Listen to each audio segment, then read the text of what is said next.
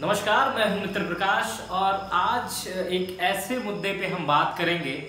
जो इस समय पूरे लॉकडाउन के बाद एक बड़ी चर्चा का विषय बन गया है, यानी स्कूलों के बाद स्कूलों के मनमानी फीस की बात। हर गार्जियन इस समय, हर अभिभावक इस समय परेशान है कि वो उसका बच्चा घर पे बैठ रहा है और स्कूल वाले मोटी रकम की फीस उसके अकाउंट से या उस फोन करके उससे वसूलना चाह रहे हैं या वसूल ले रहे हैं। लगभग 99% अभिभावकों की यही शिकायत है कि स्कूल वाले लगातार उनके घरों पे फ़ोन कर रहे हैं, उन पे दबाव बना रहे हैं कि उनको फीस दिया जाए। अब इस स्थिति में कि आज की डेट में लॉकडाउन के बाद जिनके पास सरकारी नौकरी नहीं है, जो प्राइवेट जॉब करते थे, या तो उनकी जॉब चली गई है या तो उनकी जॉब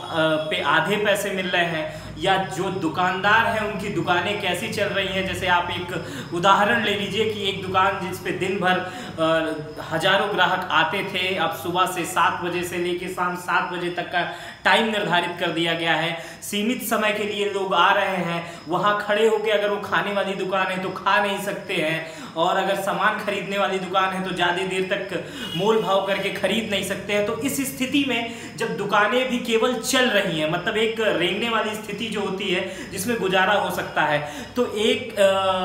गार्जियन जो एक बड़े स्कूल में अपने बच्चे को पढ़ाता था किसी तरह व्यवस्था करके, वो मोटी फीस इतनी मोटी फीस कैसे देगा।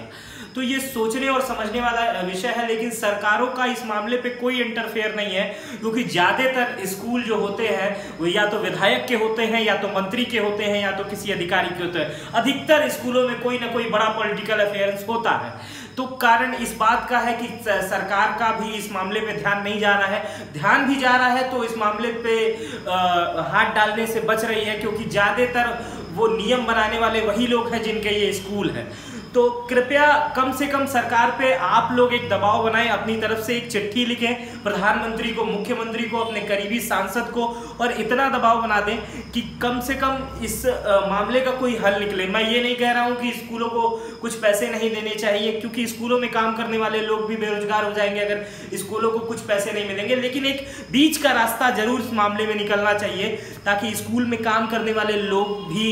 सुरक्षित रहें और जो बच्चे वहाँ पढ़ रहे हैं उनको भी ज़्यादा पैसे ना देने पड़े।